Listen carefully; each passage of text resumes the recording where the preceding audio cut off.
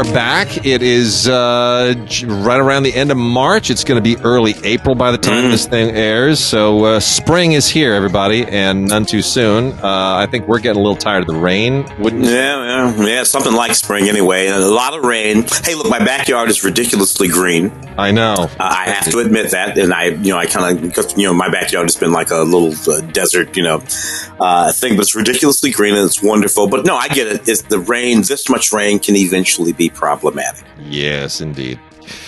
And it's time we start drying out. I'm ready. I'm ready. Yeah. We only have one obit this week, and then we got a little news that we'll talk about, which I think anybody who's on Facebook is probably already keen to, and I'm finally happy to be able to talk about it.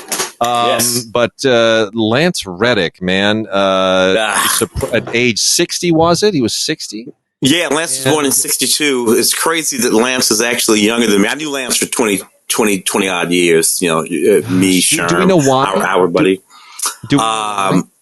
It's it's really an odd thing because they kept saying of natural causes. So the natural cause seems to have been a heart attack. And I suppose that's a natural cause. But he was 60. Yeah. 60, about to be 61. Yeah. So I'm sorry, I can't agree that at age 61, on account of I'm 61, that a heart attack is a natural goddamn cause. I'm going to say no to that. But that's what it is. Anyway, go way back with Lance, all the way back to Oz. Before that, but definitely Oz, when he was walking around that show. And of course, Lance walked around everything from Fringe to The Wire. And it was really funny. Way back in the early 2000s, late 90s, early 2000s, when he was on Oz, I would see him all the time. Actually, he and my wife were friends because she would run into it. Bridget was actually in a British Petroleum commercial with Lance. Lance played her husband in a British Petroleum commercial. This is like 100 years ago, right? So those connections in Sherm on Oz and all that kind of stuff. Lance was a Yalie. Lance went to Yale. I know. And it was we always thought it was kind of funny that for a good chunk of his early career, Lance played these kind of guys in prison and guys, and stuff like that, And I'm like, it's, the Yalie. But eventually he started playing guys in suits and chiefs of police and detectives and the guy in Fringe and authoritative figures and guys who were much more reflective of who Lance was, including that guy in the John Wick movies. Yeah. And are we deep enough into the John Wick release now to talk about the irony? What do you think? Maybe not. Yeah, let's just. It's made $150 million globally, so I think we can. Otherwise, we will say to people, "There's a spoiler here, so you might, if you don't want the spoiler, fast forward about a minute and a half." Yeah, about a minute and a half. Hey, look, man, I got to tell you, I go to see this John Wick movie, which the movies of which I deeply appreciate. I really love that first movie, and and have an appreciation for the rest of the canon. And nearly the first thing that happens in that movie is that Lance's character, Sharon, is killed. Yep. And I'm like, are you freaking kidding me here right now? And then, of course, across the arc of the movie, it's a big deal that his character was killed. Everybody's talking about it. We go to his funeral in the movie. All the characters, John Wick, are always talking about what a great guy he was in the movie. Yeah. So, creepy meta. Yeah. Creepy meta. Yeah. Yeah, I mean, and he was getting ready to do press for the movie too. Missing, and that makes it that's a thing that just doesn't happen that often, that someone passes just on the eve of the movie opening, and the press becomes as much about them. And there's a lovely little title card at the end in memoriam to him. So. Oh, it's so sad. Really sad. He's kind of the heart and soul of those movies, to be honest. Yeah, really. To be honest with you, I think about him in those movies first. Yeah, and then Keanu and Ian McShane and all that kind of stuff. But that guy standing there with that look. It's just he's the concierge, and that's a symbolic thing. I almost think of him as guarding the gates to either heaven, hell, or purgatory. Right? Yeah. Sort of, he's this very stabilizing figure in those movies, almost like the conscience of the films, And he's the one guy you could always count on. And because Ian tried to did shoot him in the last one. So yeah, he has no loyalty. Lance is the only guy who really had that moral center in those movies. Yeah. Anyway, I think obviously they could not have known any of that number of years ago when they were writing that script and shooting the film and blah blah blah. But it is an odd sort of thing that happens occasionally. So there it is.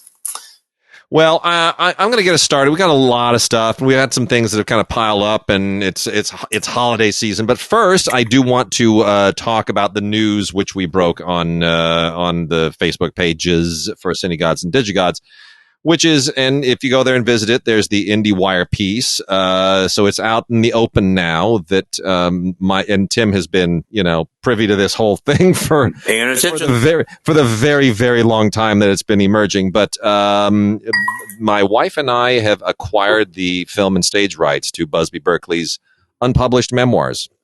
And memoirs that were long thought to have sort of been in a state of limbo, and nobody knew if anyone had the rights, and no one seemed to care.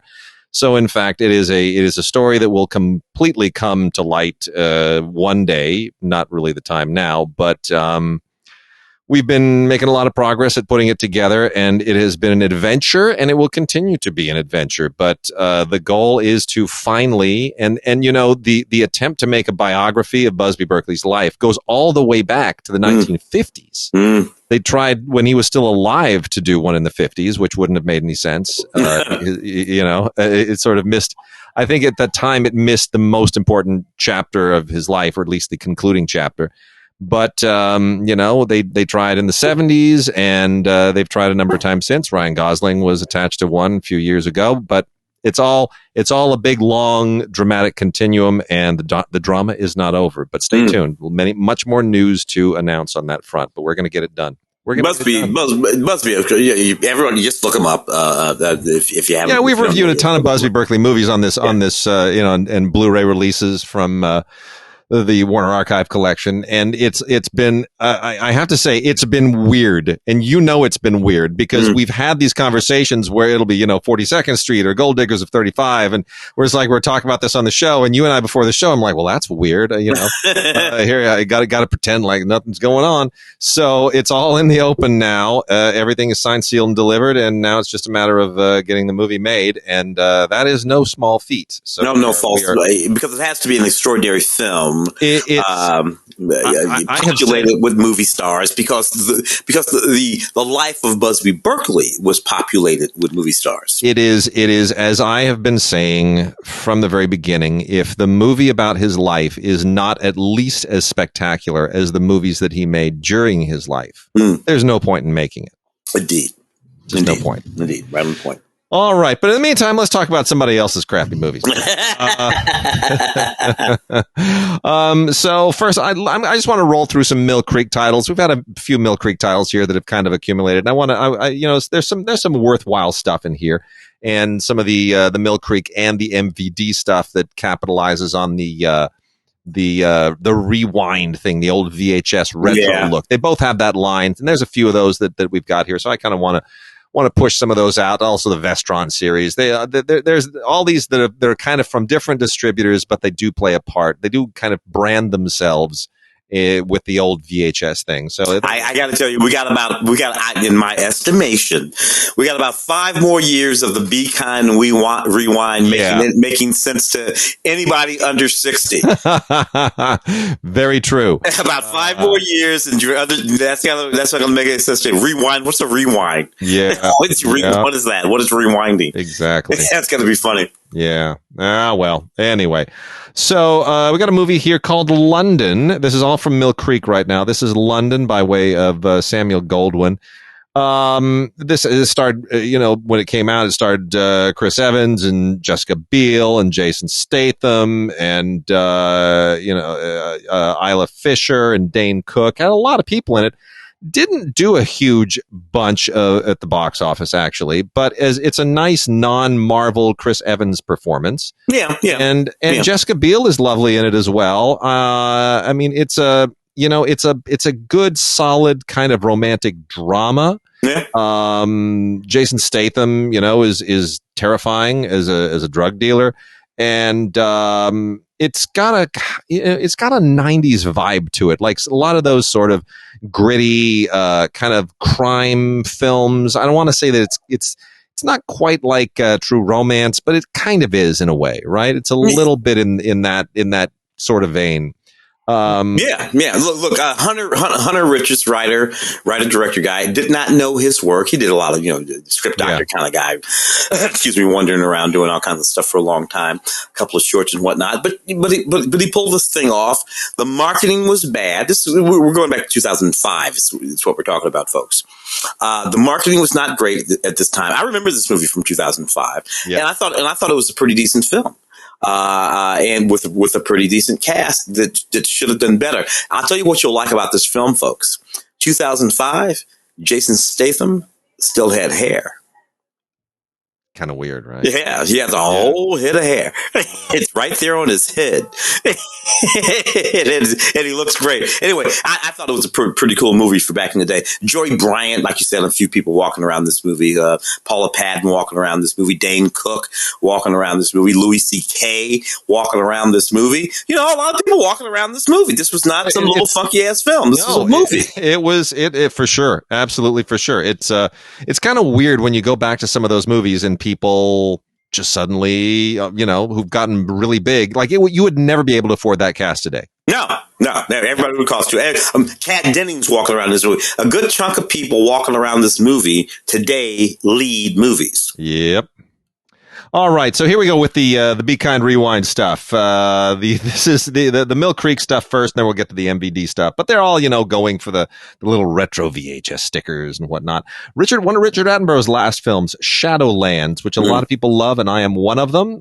This is all on Blu-ray. Anthony Hopkins and Deborah Winger. True story of the great author and theologian and thinker C.S. Lewis and his romance with the American Joy Gresham. And it's it's really it's an amazing movie. I mean, Anthony Hopkins and Deborah Winger just kill it. It's so sweet, beautifully written by William Nicholson, based on his stage play, which I have never seen live, but it's really sensitive, and I love William Nicholson. So Les Mis and Gladiator, this is just it's a beautiful movie, and it just makes me weep every single time. So Shadowlands, not really like a VHS throwback, but that's how they branded it.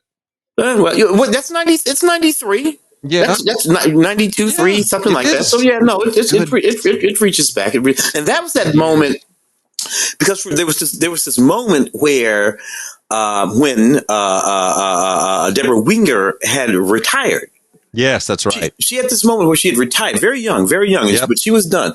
But she came back to make this movie. This was the movie that brought her back from that short retirement of hers. And then we have a Tony Scott film, and there's this beautiful tribute to Tony Scott at the end, of course, of Maverick. And this is a Tony Scott film most people have forgotten about. The Fan, Robert De Niro stalking Wesley Snipes. Did the junket for this movie back in 96. Here's the one thing that just shows that this was directed by an Englishman, is that the big finale, the big crazy finale, the big Fatal Attraction finale, right? Because it's basically Fatal Attraction. Yeah, well, it is. At a baseball game. Is it a baseball game in the pouring rain? Somebody needed to pull Tony aside and go, They call a game. They call games in the rain, Tony, particularly when it's pouring down like it is in this fucking game. But he wanted to backlight the rain, right? It was all mood. It was all Tony Scott. That's what Tony does. Yeah. Just thought that was hilarious. But you got yourself a youngish Benicio del Toro. Yeah, walking around this movie. You got yourself a youngish Michael Jace walking around this movie. Yep. You got a whole bunch of Tony Jackson walking around this movie. This is what, 90 something again. I can't remember. 96. I remember doing the junkets of this. I still have the little piece of, they gave us a lot of swag for this movie. But one of the things they gave us was an actual watch with a San Francisco Giants emblem on it. Yeah. I still got that watch. It's over there. The battery ran out 25 years ago. I never bothered to replace it because I'm from St. Louis, where the Cardinals are the only baseball team. But yeah, there it is. De Niro, Snipes, Ellen Barkin. Not crazy. Yep. And then we've got Fear, talking about young Mark Wahlberg and young Reese Witherspoon and young Alyssa Milano in what's basically still another one of those kind of, I don't want to call it an erotic thriller. It's like a not quite erotic thriller, but it's still in that pocket, right? Yeah, this is 96. Yep, also and it was 96. It's all that Joe Esterhazy kind of adjacent stuff from that moment. It's perfectly fine. It's not really what Mark Wahlberg does. It's not what he was even doing then. But Amy Brenneman shows up in this too. It's perfectly fine. It's an Imagine thing, Brian Grazer and Ron Howard. And directed by James Foley, who we were just talking about in email the other day. Not long ago. Yeah, Christopher Crowe stripped, I think. Yes, if I'm not mistaken. And James Foley, who I have all kinds of stories about because his first film was Reckless with Aidan Quinn and Daryl Hannah. And that opened when I was an usher at the theater, and he was hanging out like every weekend for several weekends, just wringing his hands, nervous. Does the audience like it? Do they not like it? And here I am, I'm an usher, and he's, the 10 years older than I am, and he's sitting there like, and I'm having to talk him off the cliff. It's like, no, they like it, dude. They like it. They really like it. That was a funny thing. I mean, Jane, popcorn. We were talking, you, me, Ray, and maybe Mark. I think Mark were chit-chatting about At Close Range. Yeah, a couple of days ago, which Ray just rewatched and thinks that's why. That's what it was. Of course, Gerry and After Dark, My Sweet. That's my James Foley movie. After Dark, My Sweet. There it is. And all that 50 Shades. Most recently, all that 50 Shades. And then we've got Antoine Fuqua directing Mira Sorvino and Chow Yun-Fat in The Replacement Killers, which, you know what? I mean, it's, I was probably not kind enough to this film at the time, because coming back and looking at it, I'm like, you know what? That movie's all right. For the moment, it lives in the moment. Everybody is doing the thing that was happening in the moment. This is 96, 7, 8, maybe 8, something like that. And you got Michael Rooker and Mira, and Mira's still slightly young and sexy and coming off that Oscar win. And again, this is one of those movies. You got these cats walking around this movie. You got Danny Trejo walking around this movie. You got Cliff Collins Jr. walking around this movie. Right. We weren't thinking about these people at the time, but they're all right there, being movie stars, pre movie stars. And then we have the very, very unfortunate movie Problem Child, directed by Dennis Dugan, who would, of course, direct many, many horrible, horrible Adam Sandler movies. Problem Child does not have Adam Sandler, and it's too bad because he probably would have made it bearable. I mean, this is just Michael Oliver is so annoying in this movie. He's so irritating. John Ritter almost makes it bearable. Jack Warden almost makes it bearable, but man, it's just otherwise it's this. The kid is a problem child. He really is. Yeah, he's actually too irritating to be endearing in the film. Too irritating to be endearing. But again, Mike Richards, Gilbert Gottfried. You got these good, and these even Dennis Dugan's in the movie. He walks around the movie. So there, it's one of those. I preferred Dennis Dugan when he was an actor in Richie Brockelman P.I. with a really, really good Mike Post theme song.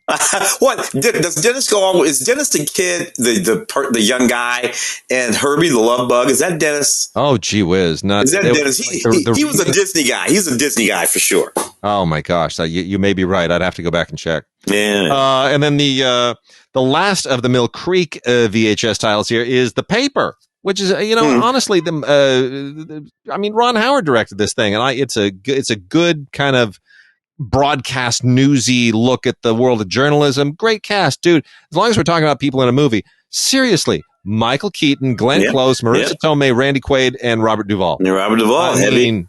Gee whiz, you couldn't get that cast today. Well, and then all the other ones that we wouldn't think about because Clint's in the movie. Clint's going to be in the movie because Ron's directing. But you got Jill Hennessy. You got a ridiculously young Jill Hennessy. You got Jeffrey Owens in this movie. Catherine O'Hara is walking around this movie. A Spalding Gray is walking around this movie. The movie was it harkened back to those old newspaper movies of the 30s. It did. With Clark Gable, front page, and all that kind of stuff. That's what it intended to do, and I liked it a lot. The Copes. Writing David. I like that Steven. movie. The two Caps, the David Cap. The Caps, and so you can't make these kind of movies. You can't make those kind of movies today. No. Yeah. Now we get into the MVD Rewind collection, which puts the little fake stickers on there. Don't be fined. Please rewind. The next one, the Miami Blues. Alec Baldwin, when he was trying to be just a straight up good looking hunky movie star, and did a pretty good job of it for a minute. Jennifer Jason Leigh and Fred Ward in here as well. George Armitage, who's attached to actually direct a script that a friend of mine wrote, does a great job. I think Miami Blues, totally underrated movie. I think this is really, really sharp. I think Alec Baldwin is great, even though he outgrew this kind of part very, very quickly. But this was an Orion film. It's got a good bunch of, kind of middling extras on it, interviews and trailer and whatnot. But, as just kind of a good, solid 90s era cop film, I really liked it. Oh, yeah. No. It was a little light, lovely. Alec was coming off his run on Knots Landing, late 80s. He was on Knots Landing. TV show was a spinoff from Dallas. Yeah. During its late run, Alec had come on to that show, and he really just exploded on that show. He had that little moment on TV, and then he got out of there real quick and fast. Yeah. And started making movies, and this was one of his early ones, and it really blew him up. And then we also got the Desperate Hours. Michael Cimino working with Mickey Rourke and Anthony Hopkins again. Kelly Lynch and Mimi Rogers. I don't know what happened to Kelly Lynch. I had a great interview with her years ago. She was just so smart. And I don't know where she is now. I guess she's just checked out. But, Michael Cimino got into, he's always been in the crime vein ever since he wrote Thunderbolt and Lightfoot for Eastwood. And, a little weird to me looking back on this. It was produced by Dino De Laurentiis. I think I'd forgotten that completely. But, you know what? I mean, pretty solid. Pretty solid. Mickey Rourke, when he was right in the pocket in that moment. The remake of the original Desperate Hours. Yeah. The original Desperate Hours, right. Yeah, remake. Yeah. I remember that, which was kind of a tough Humphrey Bogart, right? The original? Yes, the original. Right. I think you're right. Yeah, kind of a tough remake with Anthony Hopkins and Mickey Rourke. And you know what's really weird? Like, we look at this and we're like, yeah, it's total Michael Cimino film.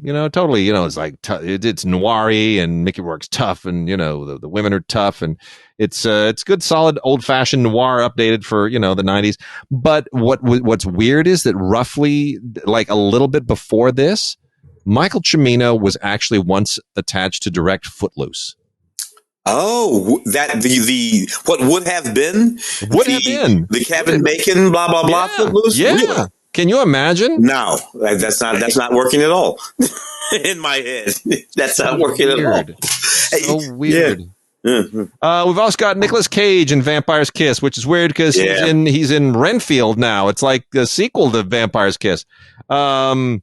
Freaking weird how he keeps coming back to all that stuff. But this has the Be Kind with a little picture of a bee. Remember to rewind. Jennifer Beals and Elizabeth Ashley in this. By the way, speaking of Jennifer Beals, the 4K of Flashdance just arrived. I haven't had a chance to look at it yet, but it's Flashdance. It's 4K. Who cares? Give me a break. It's Flashdance. Nicolas Cage in Vampire's Kiss. Maria Conchita Alonso.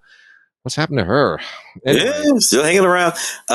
This was a cult hit at that moment. Absolutely was. Yep. And 1988, I think, 88, 89. Cult hit. I consider any movie from 88 and 89 to basically be sort of adopted into the 90s. Just want to be clear on that. Good.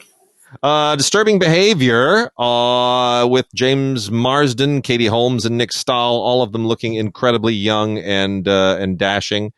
Directed by David Nutter, who has kind of gone on to do not a whole lot. This was one of the earliest of those post Brat Pack, but pre all the horror films that were you know what I mean, like before the all of the screams and exactly and all that.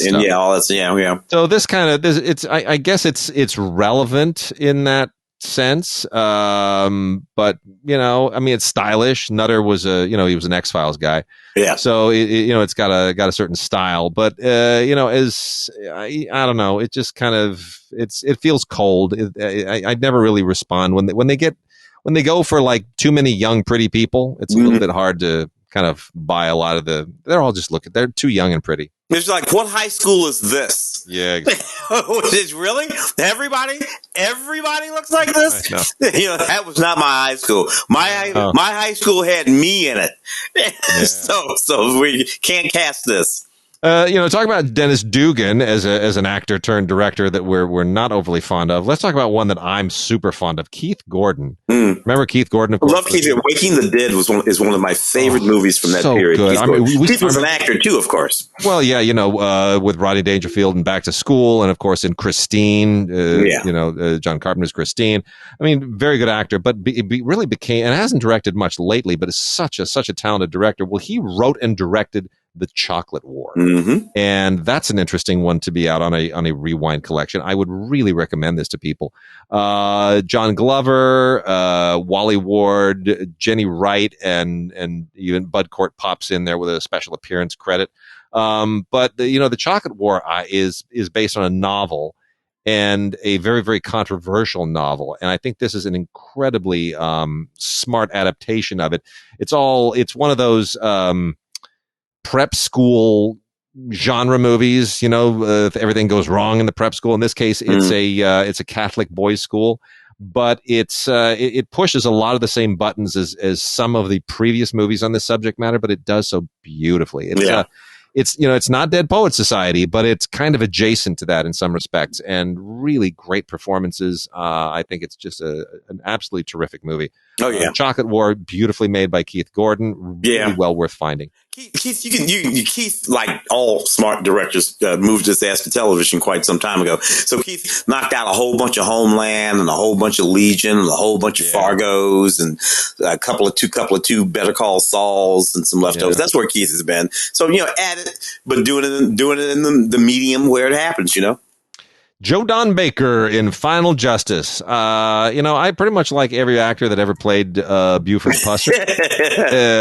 Okay with that. And so Joe Don Baker basically does kind of the same thing here in this kind of semi-low budgety 1980s movie. He plays a guy with the ridiculous name of Thomas Jefferson Geronimo III. Now, I don't know what kind of controlled substance the writer was on when he thought that name up. Thomas Jefferson Geronimo III. So that's quite a mouthful. But it's basically Buford Pusser. It's basically kind of an unofficial. It's an unofficial Walking Tall movie. Yeah, and, he's just a small town lawman, and anyway.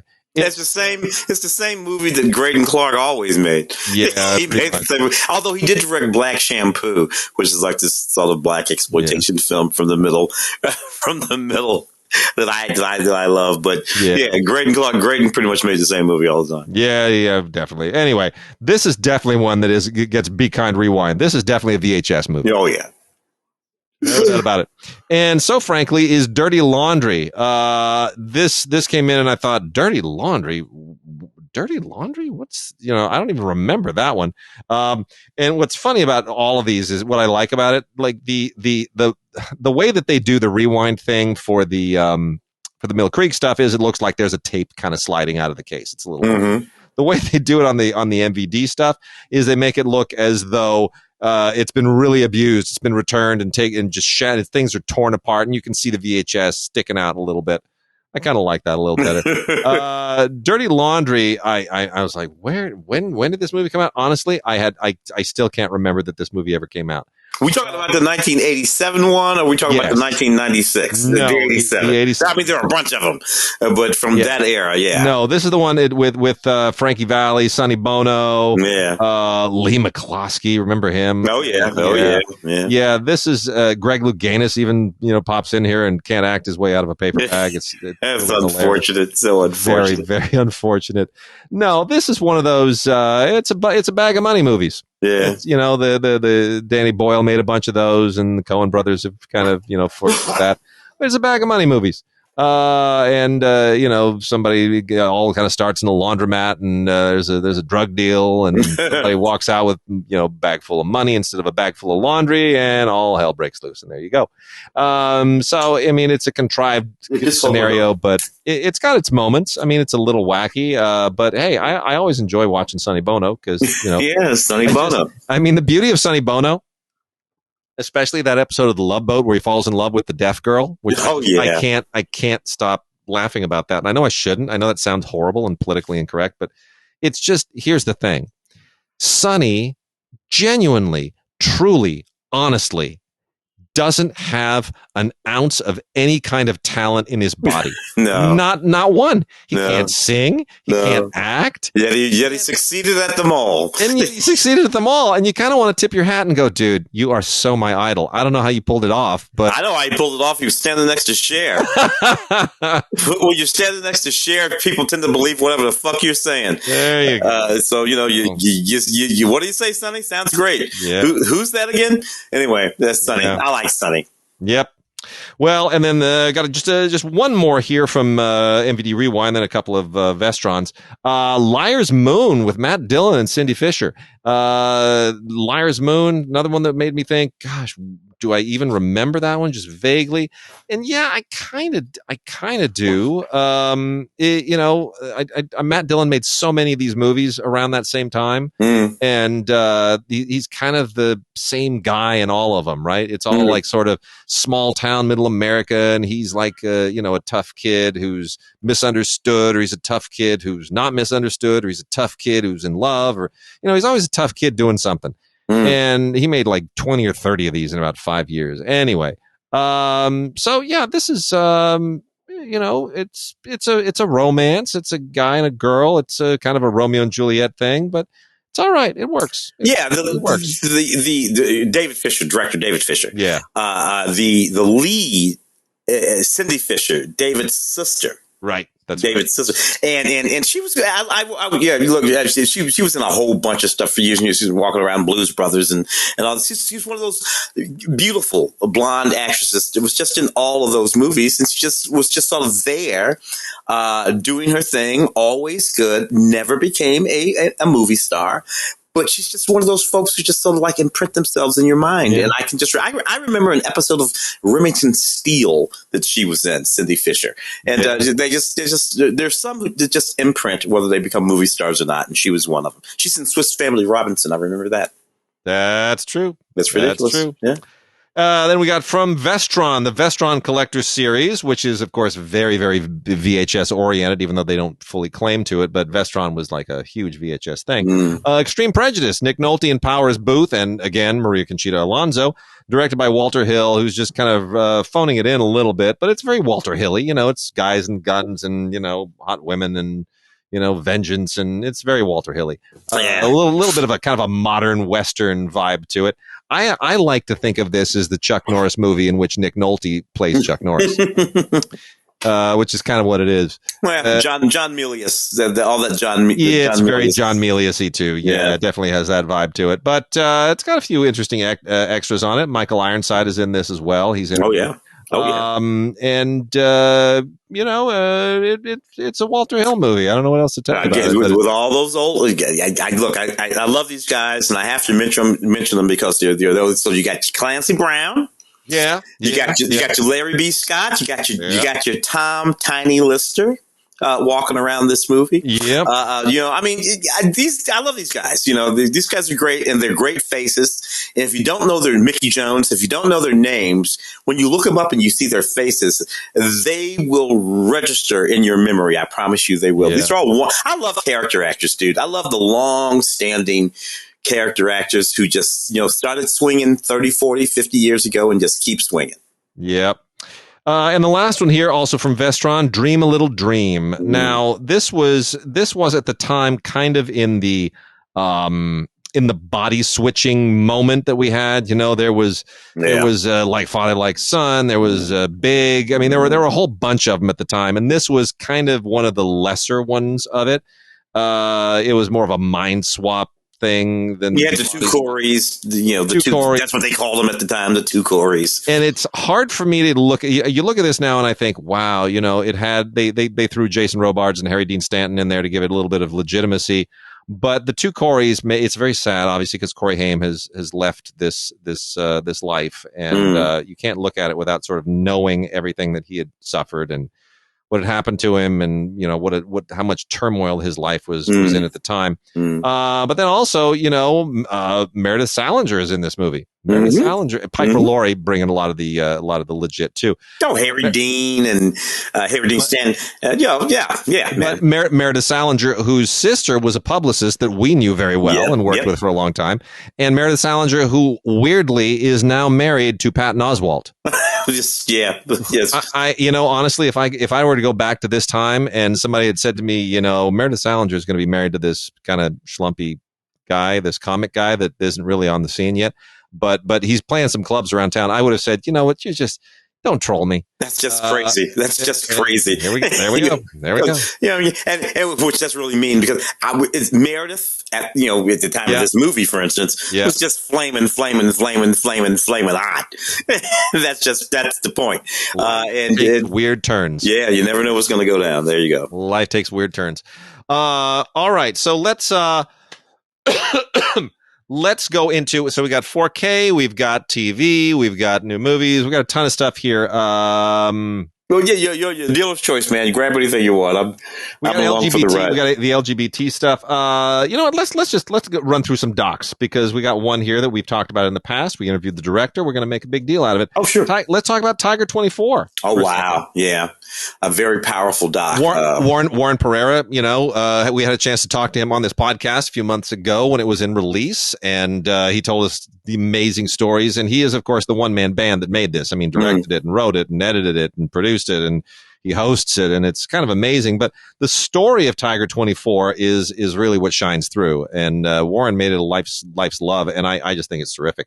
I mean, basically we'll just recap, but it's the story. In India they have these preserves where tigers are protected, and they all typically have a buffer zone around them, except for this particular one and maybe some others. But this one, because there's a temple that is inside the preserve area, there's this ridiculously non-existent interface between humans and where the tigers roam. And then the question is, people die, and is the tiger defending himself, or is the tiger a man-eater? And it winds up being this really interesting argument about where animal rights begin and end, human rights begin and end, conservation, is the process right?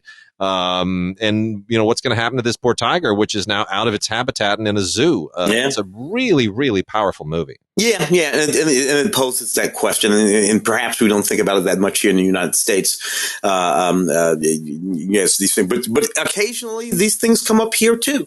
And Bobcat country. We live in Los Angeles, which is actually Bobcat country, mountain lion country, and human encounters with all kinds of wildlife across. And so the question becomes: look, if the tiger is in the tiger preserve, then how could the tiger be wrong for doing what the tiger does? I remember you bringing that up on radio. Yeah, absolutely true. Absolutely true. So I'm not really. So anyway, there we go. Yeah, great doc, though. Very powerful, very thoughtful.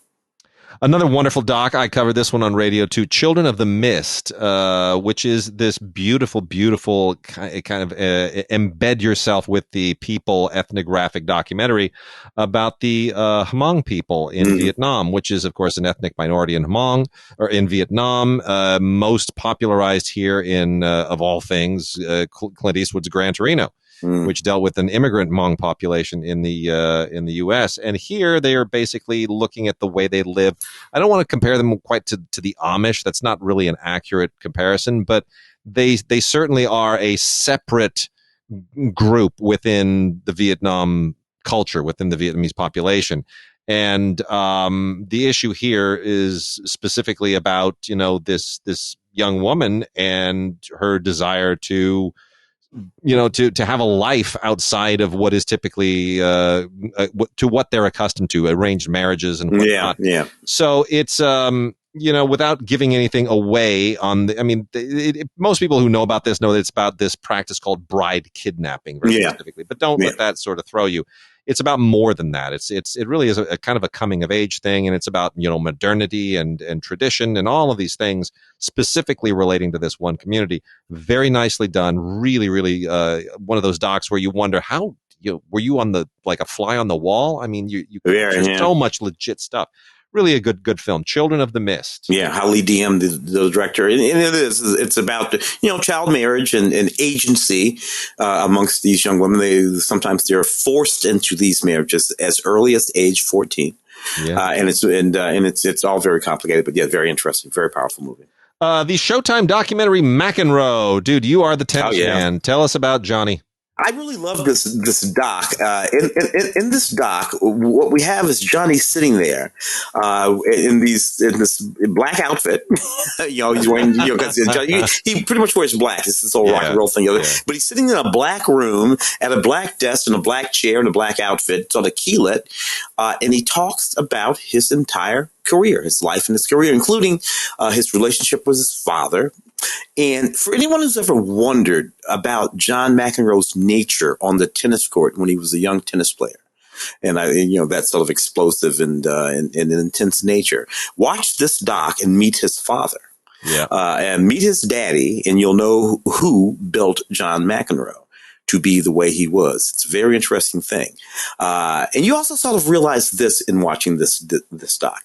John McEnroe is very obviously, the natural sitting there, John McEnroe, on the spectrum. Yeah. Very obviously on the spectrum, which he knows and admits. I'm not, calling out anything, but it's funny how in a certain sort of circumstance you can start to see that. And of course, there was not a thing called the spectrum, 45, 50 years ago when he was there. But it's a very powerful doc. What I love most about it, a previous documentary called Borg McEnroe. Which was about Bjorn Borg. And then of course there was the film too with Shia LaBeouf and everything. In this film, he talks about his relationship with Bjorn Borg. Yeah, and I think it's probably the truest representation of that relationship that I've encountered. Because from all of those other representations, the films, the narrative films, and the other documentary, you would have thought that they had an antagonistic relationship, but they didn't. They are very, very, very, very good friends. They were very good friends then, all the way back then. And it's just striking, the things that we think we know and how incredibly wrong we can be. Yeah, it's very true. Great doc here also by Patricio Guzman. It's called My Imaginary Country. And Guzman is Chilean and made a very rousing documentary here about revisiting the history of the Chilean revolution that overthrew Pinochet and how it sort of connects to modern day Chilean history. And it's amazing. This was made last year, and in many respects, it almost feels outdated. Things have moved so fast in Chile, and it never really makes the news, but. Really, if you want to wrap your head around just how complicated and messy that history is, it's so much more so than I think we ever imagined. But it's really a very, very interesting. It's just an absolutely fascinating reconstruction of that history. So that's from Icarus, and it's My Imaginary Country by Patricio Guzman. His films, The Battle of Chile. It's like in two parts. The Battle of Chile, part one, but they're fantastic. Not to mention, and a great companion for I forget the director, but Chile 76. Oh yeah. I forget the director, but great. All that together, just great stuff. I got a thing here called Life and Life, which is about a musician by the name of Reggie Austin. Who was gone? I'm not going to give away what the key of the story is, but he went through let's just say his life was basically stolen from him, and he's trying to reconstruct his life. He's trying to sort of repair his memory, repair his soul, and Life and Life is talking about basically the two different lives that he's led: the life that he has been living, and the life that he's trying to now connect to, now that he's putting everything together again. Anyway, it's really it's pretty powerful, and the music is a huge part of it. The healing power of music, the therapeutic power of music, not just for those who hear it, but those who create it. It's a doc that's really, really well worth discovering. So see if you can dig that up. Life and Life. Another one here called Forget Me Not, which really made quite a wonderful run around the festivals. This is about a 3-year-old. Well, it's about disabilities in the education system, something that I'm unfortunately discovering a lot about, as when you have kids and you get involved in school boards and school districts and whatnot. And this is in New York.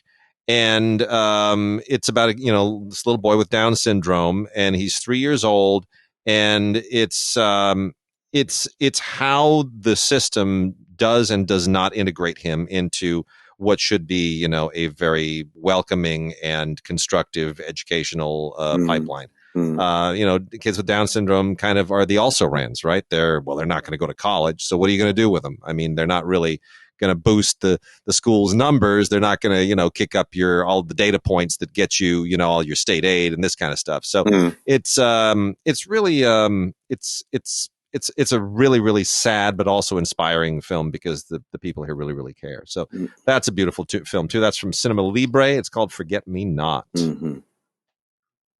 Wrapping down 3 final docs here. Kentridge and Dumas in Conversation. This is by a very talented filmmaker named Catherine Meyburg, Meyburgh.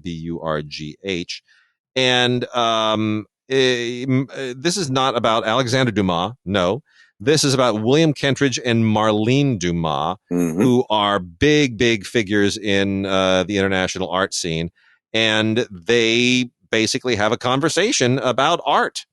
And that's it. There is nothing else to this film, but it's really interesting. It's like my dinner with 2, kind of pretentious art people who really kind of grow on me. And I don't know that I like the art that they're necessarily talking about. I don't know that I even like their art, but I really did enjoy listening to them talk. Interesting. And then the last 2 here, a History Channel doc on the Colosseum, which I had the privilege of seeing last year. It's an 8-episode documentary series from Lionsgate and A&E, aired on the History Channel, and gives you the whole history of the Colosseum, which actually was not called the Colosseum originally. I did not know that. Yeah, and they get into that. It's a fascinating history, but it's all the stuff that we got in our big tour when we toured the Colosseum. And it's really super fascinating. And what I like about this is that they have these these live action recreation sequences, which I kind of wish that we had, guys putting on a gladiator show when we did it. It would have felt a little bit more cool. But anyway, it's a really fascinating history, and it's well worth watching, even if it'll make you want to go there. And if you've been there, it'll make you want to go back. Wow. And then the last one, Gerry Anderson, Life Uncharted. The great Gerry Anderson behind all the Super Marionation shows we love so much, like Thunderbirds, and then of course also Space 1999 and UFO. Boy, what a it's like we know Gerry Anderson, but we don't know as much about him as we know about other icons like that. Like we know everything there is to know about Gene Roddenberry, right? But do we know anything about Gerry Anderson? No, we just know what he created. Yeah. Well, this gets into his very long and kind of a real pioneer, but also kind of a tempestuous guy. They talked to a lot of people here, friends and people who worked on his shows, and he came from a really, really nasty upbringing. Wow. Like his background was tough. It was hard scrabble, and he was a tough guy to deal with. Like he was not easy. So that kind of makes me a little more fascinated. It makes me respect the guy a little bit more, especially when you see where he came from. Well, an interesting thing, and I'll have to check this out. Look, you can't talk about Gerry Anderson without talking about Sylvia. Exactly. That was a messy divorce too. Oh, it was a thing. But I got to tell you, Sylvia. When you watch all of those shows, Sylvia was the costume designer, the designer of many, many things on the show, but definitely the costumes. And I got to tell you, much of those programs, UFO and all that kind of stuff, was about the costumes. Yeah. Sylvia, it was all very British pop in the early 70s and all that kind of stuff. But Sylvia kept it sexy. Sylvia kept it captivating and colorful. Yep. And frankly, very often she kept me tuned in because, you never knew what somebody was going to wear. Fishnet. Sylvia was very much into fishnet. So, yeah. Oh, man. All right. Let's do the 4Ks. Let's do some 4Ks, and because some of these are some like Babylon, I know is in there, right? Let's start with the 4K Steelbook of Babylon. Yeah. The over the 3 hour and 10-minute R-rated suicide wish for Damien Chazelle. I don't know what he was thinking, but again, moving back to the Busby Berkeley thing, I have been immersed for a very long time now in the world in this particular period. This is just before, right? Buzz comes here in the early 30s, and that's Sam Goldwyn and Warner Brothers and MGM, and building musicals for the sound era. This is the period building up to the shift to sound. This is the silent era. And you know what? My big problem with Babylon, I got a lot of problems with Babylon, and everybody knows I love me some Chazelle. I do. La La Land is near and dear to my heart. But man, I just didn't like this movie in any way whatsoever. And part of it is because, and I had this conversation with Amy, by the way, because Amy liked it. And I said, yeah, but it's not even remotely the 1920s. He's recreating like the 19-teens and passing it off as the 1920s. And in terms of filmmaking and technology, that's like the difference between the Stone Age and the Roman in antiquity. I mean, a ton of things changed between 1913 and say 1927. So I felt like it was sort of all over the map and, a little too crazy and debauched, but I don't know. You tell me. No, same thing. Look, the movie lost me in the opening sequences. There's an opening sequence in this movie that involves an elephant. Yeah. And by the time that opening sequence is over, which is before the big party begins, I'm already out of the movie. Yeah. So I'm like, you've told me what you think, Damien. With that scene, you've told me what you think of all this. And for a guy, who ostensibly loves Hollywood. Yeah. It just struck me as odd. Two great things in the film. A really solid performance from Brad Pitt and a really solid performance from Gene Smart, and a really solid performance from the throwing it all at the wall, Margot Robbie. Yeah. What bugged me about the discussion of this movie were the attacks on Margot Robbie as though the problems of this movie were her fault. No, she's giving it all. She's giving it all. She's leaving it all on the floor. She handed herself over to these directors, a bunch of men, frankly, and just like Elizabeth, I think it was who was in Showgirls, Elizabeth, Elizabeth Berkley. Elizabeth Berkley, because this is the equivalent to me. This is the present day equivalent of Showgirls. And Elizabeth Berkley handed herself over to, Paul Verhoeven and said, all right, you guys know what you're doing. I'm just a young actress. I'll swing with you guys. And Margot did that. And then when this movie tanks, everybody came after Margot as if Damien Chazelle hadn't killed two big budget movies in a row, this one and frankly, First Man. Yeah, as if he wrote every word of this movie, Damien Chazelle. Yes, he did. All 100 and his director's cut apparently like over 4.5 hours. I can't. No. Everything about this movie has to rest with him. And that is it, and that is all. Whatever you think about it, and if it had been a big hit, it would have accrued to him too. But it isn't, and it didn't. And there's some really interesting ideas in this movie. All that stuff to do with the anime Wong style character and all of that. Yeah. That's great history. This is great Hollywood history. Yeah. And to get it wrong, to sort of jack it up like that, really sort of interesting, because what it means is it'll be tough for someone else to come along to want to do some of this history. And Hollywood will be like, oh, no. Can't do that. Now, fortunately, Fincher's film, Mank, came out a year or two, or maybe the year before this. 10 nominations. And with two, yeah. But if we could have done these in order, I would have rather Babylon came out and tanked, and then Mank came out and got its 10 nominations. So we'll deal with it.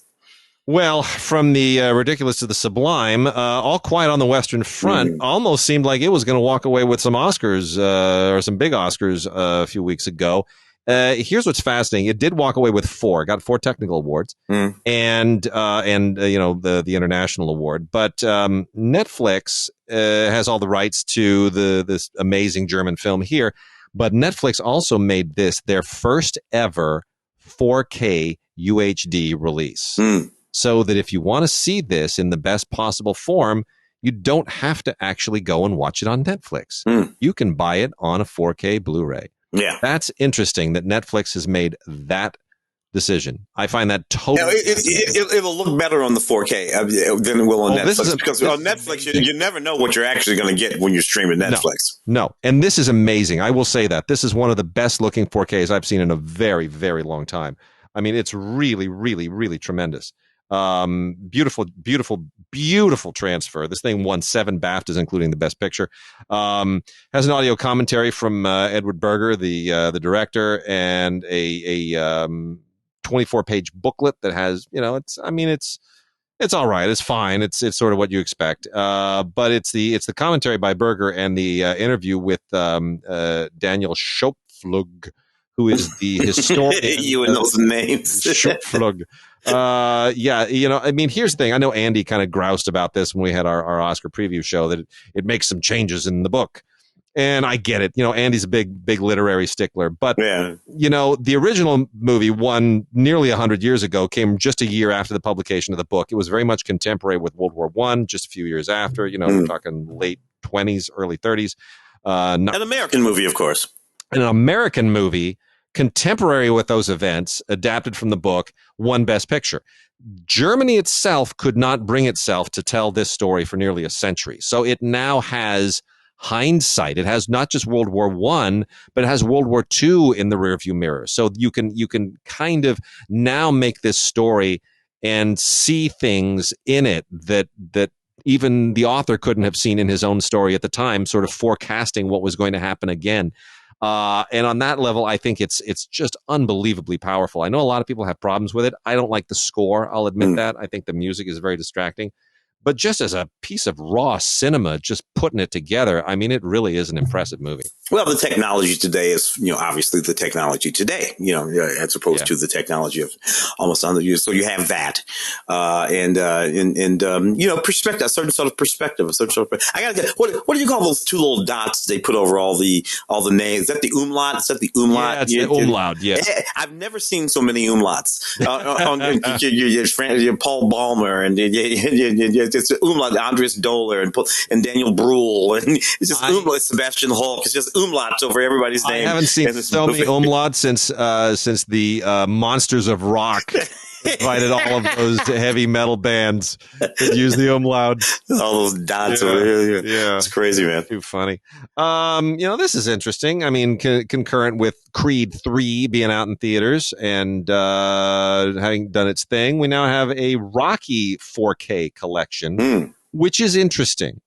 And this is why it's interesting, because they've given us a nice little tight box set and very slim one case of 4K versions of Rocky, Rocky 2, Rocky 3, Rocky 4.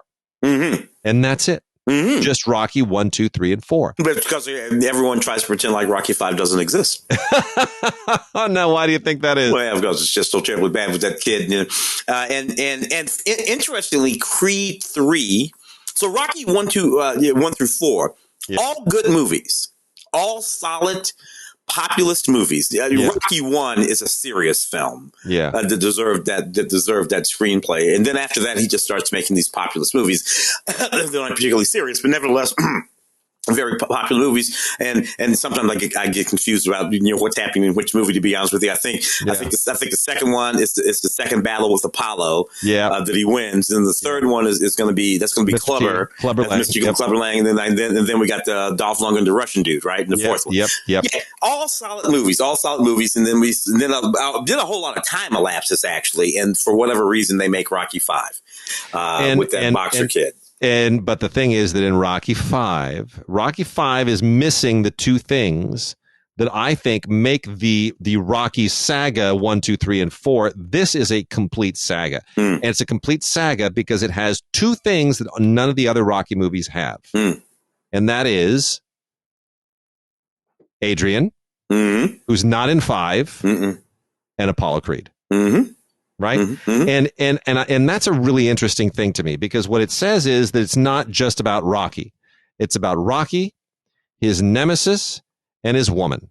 You've built a whole family by the time you get Built a family. to 4, and that family is going to do battle in 4 against the, Yeah. Look, it was 19 whenever 4 came out, 80 whatever the hell it was, 90 whatever the hell. So the Russians were still a thing. Yes. And frankly, in that period, you could get the entire nation to line up behind the Soviets. Let's say the Soviets. Let's not say Russians. Let's say Soviets. You could everybody in the United States of America. Look, I had spent the late part of the 70s and in the entire first half of the decade of the 80s in the United States Air Force, where our mortal enemy was the Soviet Union. You're not even the Chinese yet. It was the Soviet Union. So it was real easy to get everybody to sort of line up with Rocky in Rocky 4 for Rocky 4. Interesting that today, in today's political environment, I'm not sure Rocky 4 would be a hit. I'm not sure who'd be rooting for Dolph and who'd be rooting for Sylvester in the America of today. But way back then, it was all Rocky for real. So 1 through 4 makes sense. And it does make sense because I also think his relationship with Adrian and his relationship with Apollo, they carry through a complete arc, right? I mean, he and Apollo have made up. They are compadres by 4, but his relationship with Adrian is stressed. Yes. So I think that is a very interesting switch, and I do think that the 4 films, uneven as they are, really do represent a complete saga. And there's an exclamation point at the end of 4, and I think at that point then we're kind of off in a different universe. But I do want to also say the Eye of the Tiger montage in Rocky 3 is maybe the best thing that Stallone has ever directed, and it may be the best movie montage I've ever seen. I just love it. I love it. Yeah, he figured it out by then. He figured it out by 3. Yeah. Yeah, for sure. Let's see a few other things here on 4K. We got an old Dario Argento movie called Phenomena. It's on a 2-disc set from Synapse, and it includes the original international version, and then it also includes the original Italian version, and it also includes the international and quote unquote creepers versions. Yes. So I am not a Dario Argento fan. Nah, not a big fan. I would say I appreciate it, but I don't really like it. But I do love young Jennifer Connelly. Jennifer Connelly in 1985 is a hell of a thing. I agree with you there, but there is no version of this movie that works for me. No, there's just no version of it that works for me. But I do agree. I mean, I like the music. It's got kind of it's got a cool rock soundtrack. I mean, but that's, talking about umlauts, got Motorhead on it. Can't get away from the umlauts. But I mean, so apart from the music, I mean, it just, I don't know. It's another one of these, Jennifer Connelly goes to this private school and, then Dario Argento does weird crap and it just, yeah. Not my fan, but anyway, I agree with you. It's got great audio. It looks good. It's 4K, fantastic for people who like Dario Argento, I guess. Also got the very, very first ever 4K from Classic Flicks. Believe it or not, they're jumping on the 4K bandwagon as well, which is a great thing. And this is a 1954 film called The Long Wait. Which is a Mickey Spillane thing, not top tier Mickey Spillane. It's got a great cast. It's got Anthony Quinn and Gene Evans and Reggie Castile, Charles Coburn. It's a good solid kind of B-level noir, I guess, is maybe the best way to put it. But yeah, Mickey Spillane his DNA is all over this thing, and if it had slightly better actors and maybe a little better direction, it would be kind of top tier. But as it is, Victor Saville. Oh, excuse me. Thank you. I've never seen this on the show before. But yeah, I mean, it's Victor Saville is a kind of meat and potatoes director from the period, early 50s, 1954. It's one of those amnesia deals, right? Guy has he's caught in an accident, he has amnesia, and then a few contrived things happen, and this is one of his handful of non-Mike Hammer stories, and even though it still feels like a Mike Hammer story. It still does. But no, it's worth checking out. It's definitely a really interesting entry from the period. DC animated movie Batman, the Doom that came to Gotham. One of the better recent DC animated movies. I do like what they're doing. I'm wondering what's going to happen now that the whole DC universe is being refashioned over there. I wonder what's going to happen with these, but I hope they don't do too much with the animated stuff, because this is, this is pretty sharp. It's dark, and it's got a, interesting take on the Gotham lore. And well, look, it can't be. Look, I've been watching Gotham Knights, I guess is what they call it, over on the CW, this new thing with these kids running around with this entirely disparate take on the entire Gotham world, where, Batman gets killed, he's got some adopted kid, and Robin is this teenage black girl, and I'm just like, for God's sakes, people, what are you doing to me here? I just want to watch Batman, man. Can I just watch Batman? And the answer is no. You cannot. You gotta deal with whatever we decide is happening in these universes. And I'm too old. Yeah. I'm too old. I can't do it. I'm too old. This is very dark. It deals with Doomsday Cult in Gotham, and all this kind of stuff. But these. Well, I won't get into the Robin stuff. There's an interesting thing that's going on. And there's a lot of Robin stuff. There's Nightwing, Robin. It's not like it's just one. But whatever. Do what you're doing, kids. Do what you're doing. Oh, Gerard Butler, dude. Oh, Plain? Yeah, Plain. Mike Colter I can forgive, because Mike Colter just he sort of understands what he's doing when he walks into these things. He'll walk into a bad movie and out of it and into a good movie. But I don't know, Gerard, I don't know. I don't know. Plain, tell me. I don't know. Help me out. What are you gonna say? It's the guy playing. It's just the storm, the whole shebang. Now, Gerard has been doing this for a while. This is no different than those, they're trying to kill the president movies. Yeah. He did 4 or 5 of those, 3 or 4 of those, this is what he has been doing. And it's fine. And you're right. Hey, look, Gerard, Mike's trying to have a payday. He's like, look, can you get me something where I can make some money? He walks over here, he walks around this movie, makes a couple of bucks. It feels to me like there's just too many things going on here. Like a plane crashes on an island, and then there's like a political revolution happening, and then turns out that Mike Colter is a convict, is an escaped convict, or there are like too many things happening that just would never coincide in the same place in the same story. It's like the writers were just sitting around, taking some kind of drugs, and going, I know, what if there's like a thing, and everything they came up with, they just threw in. Yeah, and it's a very strange movie. It doesn't make any difference whether it makes any sense or not. Yeah, and it mostly does not. It mostly does not. We got Dragonslayer on 4K. I always love this movie. I'm so corny, Matthew Robbins. I always love this. Peter McNichol and Ralph Richardson. I can't help it. This terrible movie. I just love this movie.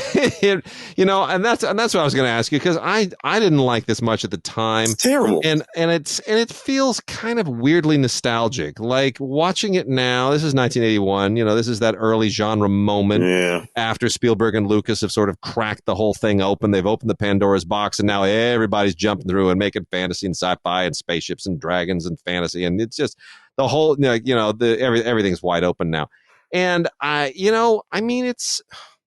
is kind of retro in an endearing way. Retro. I sort of feel bad about not liking it at the time, because it's the same way I look at Krull, right? I hated Krull, couldn't stand it. And I look at Krull now and I go, Krull. Hey, look, Guillermo del Toro's, the recent Pinocchio. Yeah. If I'm not mistaken, Matthew Robbins is one of the writers on that movie. Oh, is he? Yeah, I'm almost certain he is. I don't know that I even noticed that. I'll scrape around and look it up. So, he's been around Mimic and Dragonslayer, all that kind of stuff. So, as a writer, I kind of dug Matthew. A whole Crimson Peak is Matthew Rob. Don't Be Afraid. There's a whole bunch of cool stuff he wrote. I don't know. This movie is not a great movie, but for whatever reason, he wrote here, right? I just love. McNichol, I always love Peter McNichol for one thing. He's just great in this movie. It's like the underdog guy, and all this kind of stuff. And Sir Ralph, in that one great sequence where he has to, you're all standing on top of the thing and kill the dragon with the great. That's just so cool. It is cool. I admit. But it's a terrible movie. You're absolutely right. Peter McNichol, my favorite Peter McNichol line in any movie that he has ever been in. Do you know what it is? Is it in the second Ghostbusters movie? It sure is.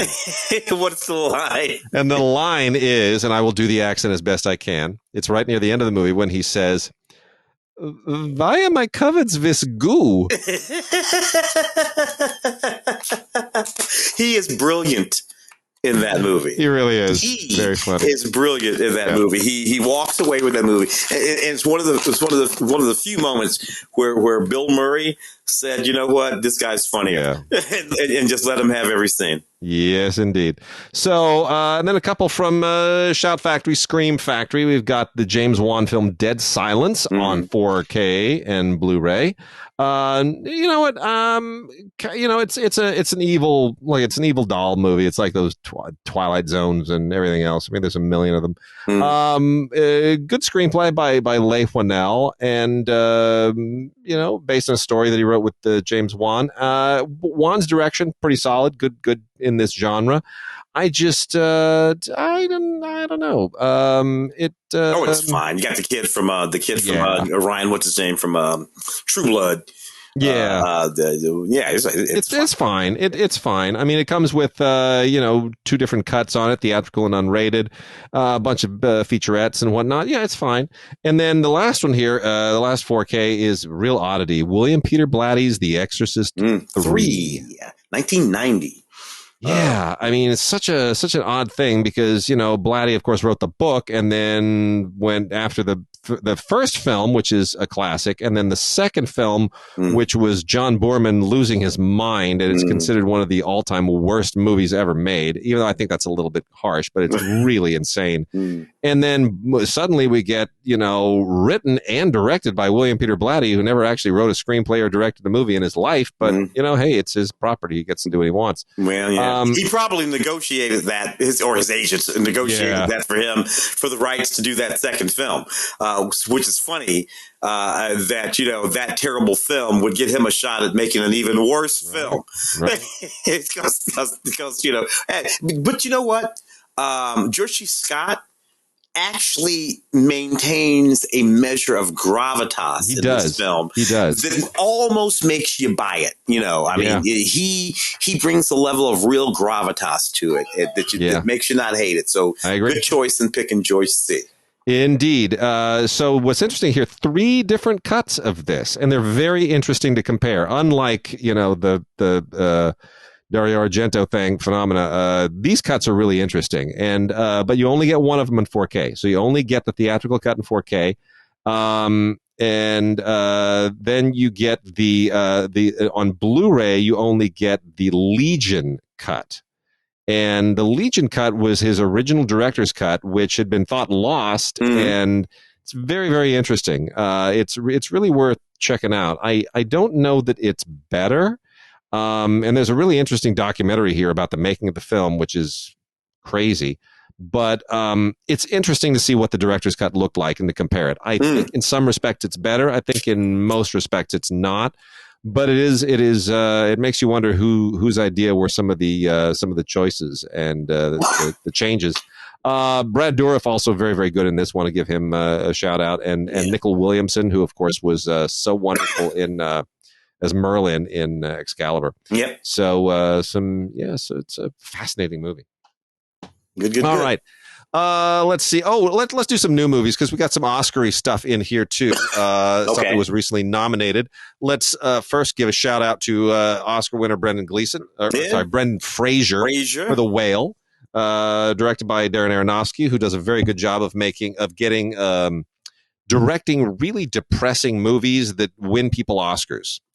The Whale being a movie that I didn't particularly care for, but deeply appreciated both Brendan's performance, excuse me, and what's the young lady who also got nominated? You know who it is. Yes, in the movie, a couple of great performances, and what's effectively thank you, yeah. and what's effectively kind of a stage play. It is. The problem is that it feels like that for me. It felt like that to me. I felt, and there's a reason for the guy. He's morbidly obese, and he's he's got his daughter, and he wants to it's a daddy daughter thing, and I should respond to it on that level, but it again it feels like one of those movies that was designed to win someone an Oscar. Yeah, and then it has this idea, this central idea at the center of it too, that. Look, morbidly obese. Okay, that's a thing. I know some big people. Yeah. Not all of them are shut-ins. Some of them are just big people roaming around the world like Lizzo. Right. Lizzo, and don't give a damn about being fat, and living their lives. And so, I get the people who have sort of issues around that notion. On the other hand, it's a character that I certainly can believe would have the issues that he had around his sort of body type and body size and all that kind of stuff. But didn't really care for the movie. Great performance, though. And Sarah Polley, our lovely Sarah Polley, who's been just a wonderful young actress in all of those Adam McGoyan movies and, all the way back. Now she is a mom and a filmmaker, and she wore just a straight up tuxedo suit to the Oscars. And it was so funny on the red carpet. They were asking her, they're thinking, oh, is this some kind of a statement, like a feminist statement? And they said to her, can you talk about it? And they give her the usual spiel about, who are you wearing and why are you wearing? And she just straight up said, she goes, I just want to be comfortable. Yeah. That was it. She just wanted to wear something comfortable. Yeah. And good on her. Yeah. She's entitled. Yeah. And I look good in this suit. Women talking really just extraordinary. Yeah. The screenplay wise, I felt like it was just the best screenplay. Yeah. Again, a stage play dynamic, right? Because we basically were in that barn, but I never felt like I was just watching a stage play. It opens it up just enough with some of those flashbacks and some of the other stuff at the beginning. Yeah, it opens it up just enough. Based on a book, the book by Miriam Taves, I think is how you pronounce it. And yeah, I mean, a story of they don't say so in the film. Are they Mennonites? What are they? Mennonites, correct. Yeah. So it's a Mennonite commune where some unsavory things have happened to the women. The men drink too much, so forth and so on. And so the women are having a very confidential secret congress in a barn, talking about are we gonna fight back or are we gonna leave? What are we going to do? Mm-hmm. And the thing that I find most compelling about this is not just how well-rounded all the characters are and how they all have a point of view, and that they're able to maintain this tension of conversation for the duration of the film. But I like the fact that they are still committed to their faith. Mm-hmm. At no point do they say the men who control our faith have caused us to lose faith. To them, the men are betraying the faith. These women are the ones who are upholding it. And they see themselves as spiritually superior, and really that they need to do this not just for their own safety, but for God. Yeah. That I thought made the whole thing so rich and fascinating. It added such a powerful dynamic to it. So not an easy screenplay to write, even if you're working from a book. Really, really good stuff. So. Yeah, book based on generally speaking true events. Yes, broadly speaking, true events. Yes, very true. Did not win an Oscar because it came out this year. Will not win an Oscar next year. But Blu-ray unrated Megan. Talking about evil doll movies. It was on the radio with Christy on this one. Christy loved this. I can't get with it. It's got both cuts, unrated and theatrical. Doesn't make a difference. Yeah. So yeah, this is kind of like Child's Play meets 2001 or Blade Runner or something. Anyway, it's a young woman who's she creates an AI doll for children for the toy company she works for, and of course the doll is just a little bit too AI. It's like Chat GPT on PC, and the doll just becomes a little bit too attached to her niece, who loses her parents in the very first film of the first scene of the film. Anyway, I mean, ultimately, it's who cares? They're going to make a sequel to this thing. Well, look, it's just a creepy doll murdering people. And I'm sorry, but look, Chucky, at least that's the demon in that doll. The demons. Yes. You can't do anything about the demon doll. It's the demon doll. No matter what you do to the demons in the doll. Megan, hey, take the batteries out of the freaking thing. just let the battery run down. It's easy to fix Megan. She's not running on a nuclear charge or anything. Just unplug the broad. Yeah. But whatever. Go ahead, people. Oh, man. So this was expected to get a little bit of a run at the award season, and it did not, for whatever reason. Alice Darling with Anna Kendrick. I just think Anna Kendrick keeps getting the short end of the stick. She got one Oscar nomination, and she just keeps not getting them. But you know what? This is a really, really strong performance, but a film that I think just kind of missed people a little bit. And I'm not quite sure why. Man, it's the abusive relationships, all the dynamics going. Yeah. Alice is this young woman. She goes off on a trip. Bad boyfriend. The bad boyfriend thing. And the thing of it is, he's a gaslight. It's not like he's this physically abusive guy in the film. I'm not giving anything away. This is the way but he's this gaslighter. And Mary Nye's director, Bill Nye's daughter, I think, if I'm not mistaken, right? Daughter, yes, right? Correct. And directing here, and I had to review it for the show. It's a little bit nebulous, and it floats around, and it's speaking to this thing that's relevant in the sort of post Me Too or still Me Too sort of moment. But I don't know, it just didn't congeal as a movie. As a whole movie for me, it just sort of floats around this space where these things happen, and I'm like, yes, there's this space, these things do happen, but then no. Yeah. Well, and then she of course got her Oscar nomination for Up in the Air, and so I would normally have talked about when we talk about catalog films, but I wanted to bring this in because of Up in the Air. The 2013 Jason Reitman film Labor Day with Kate Winslet and Josh Brolin out on Blu-ray as now. And, it's funny looking at this in hindsight now that, Jason Reitman is kind of, I think, looking for a groove in his career. I mean, going to the Ghostbusters sequel and kind of, he's a little bit all over the map right now. I think he's trying to sort of find his footing again since Up in the Air. But in hindsight, this is a much better movie than I gave it credit for at the time. And I got to say that 2013, I think I was looking for, something else out of him. And I think I've mentioned here before that I was on the AFI shorts jury the year that his student film was in the mix. And, it was kind of came down to between his student film and this amazing film that eventually got an Oscar nomination called Two Cars, One Night by Taika Waititi. I didn't know who Taika was. I definitely knew who Jason was, but I didn't know who Taika was. Well, we gave the award to Taika, and look at him now. He's blown up huge. I feel like a proud papa. But no, really, Jason Reitman did a really, I think, a really much better job here. I think if this film were released today, it would probably hit a much more welcome audience. And it's a very, very mature film. I think Kate Winslet and Josh Brolin are, it's a whole, unlikely romance thing, damaged people and that kind of a thing. It's a familiar kind of subgenre, but still, I think they're really, really good in it. Josh Brolin has rarely been better. Yeah.